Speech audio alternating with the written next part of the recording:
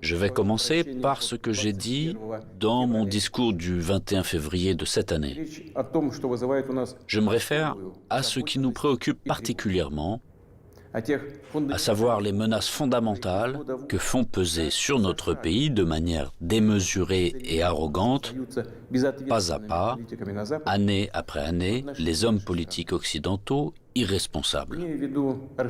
Il s'agit de l'expansion de l'OTAN vers l'Est, du fait que ces infrastructures militaires s'approchent des frontières de la Russie. On sait très bien que depuis 30 ans, nous nous efforçons, avec persistance et patience, de parvenir à un accord avec les principaux pays de l'OTAN sur les principes de sécurité égale et indivisible en Europe. En réponse à nos propositions, ça n'a toujours été que soit des tromperies et des mensonges cyniques, ou des tentatives de pression et de chantage, alors que l'Alliance Atlantique, malgré toutes nos protestations et préoccupations, ne cesse de s'élargir. La machine de guerre est en marche, et, je le répète, elle s'approche très près de nos frontières. S'ajoutent à cela les promesses faites à notre pays de ne pas étendre l'OTAN d'un pouce vers l'Est. Je le répète, ils ont menti, ou en termes populaires, ils nous ont tout simplement arnaqués.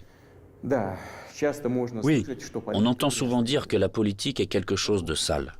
Peut-être. Mais quand même pas à ce niveau-là. Après tout, un tel comportement de tricheur contredit non seulement les principes des relations internationales, mais surtout les normes de moralité et d'éthique généralement reconnues. Où sont la justice et la vérité ici? Ce ne sont que des mensonges et de l'hypocrisie.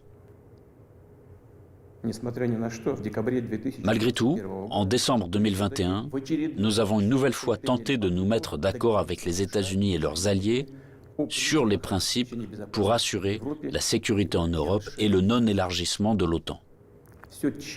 Tout cela en vain. La position américaine ne change pas. Ils ne considèrent pas comme nécessaire de négocier avec la Russie sur cette question clé pour nous. Ils poursuivent leurs propres objectifs et négligent nos intérêts. Et bien sûr, dans cette situation, nous nous demandons, que faire ensuite? À quoi s'attendre? Tandis que la conquête militaire des territoires adjacents à nos frontières, si nous laissons cela se produire, se poursuivra pendant des décennies, ou peut-être pour toujours. Et cela constituera une menace toujours plus grande et totalement inacceptable pour la Russie. Aujourd'hui même, alors que l'OTAN s'étend vers l'Est, la situation pour notre pays se dégrade et devient chaque année plus dangereuse. En outre, ces derniers jours, les dirigeants de l'OTAN ont explicitement évoqué la nécessité d'accélérer, de forcer l'avancée des infrastructures de l'Alliance vers les frontières de la Russie. En d'autres termes, ils renforcent leur position. Nous ne pouvons plus nous contenter de regarder ce qui se passe. Ce serait complètement irresponsable de notre part.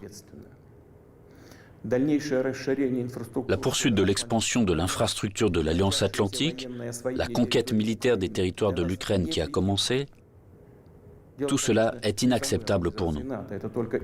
Le problème, bien sûr, ce n'est pas la structure de l'OTAN elle-même. Elle n'est qu'un instrument de la politique étrangère des États-Unis. Le problème est que sur les territoires qui nous sont adjacents, je vous le fais remarquer, sur nos propres territoires historiques, une anti-Russie est en train d'être créée, qui a été placée sous un contrôle extérieur total, qui est colonisée de manière active par les forces armées des pays de l'OTAN, et où il y a un afflux d'armes les plus modernes. Pour les États-Unis et leurs alliés, il s'agit de ce qui est qualifié de politique de dissuasion de la Russie, de dividendes géopolitiques évidents. Et pour notre pays, c'est finalement une question de vie ou de mort. La question de notre avenir historique en tant que peuple. Ce n'est pas une exagération, c'est la vérité. C'est une menace réelle, non seulement pour nos intérêts, mais pour l'existence même de notre État, pour sa souveraineté. C'est cette même ligne rouge dont on a parlé à plusieurs reprises. Ils l'ont franchie. Comme je l'ai déjà mentionné auparavant, après l'effondrement de l'URSS, la Russie a accepté de nouvelles réalités géopolitiques.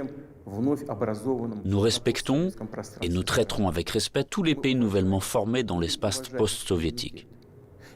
Nous respectons et respecterons leur souveraineté, comme en témoigne l'aide que nous avons apportée au Kazakhstan, qui a fait face à des événements tragiques et à un défi lancé à son statut d'État et à son intégrité. Mais la Russie ne peut pas se sentir en sécurité, se développer, exister avec une menace constante venant du territoire de l'Ukraine contemporaine.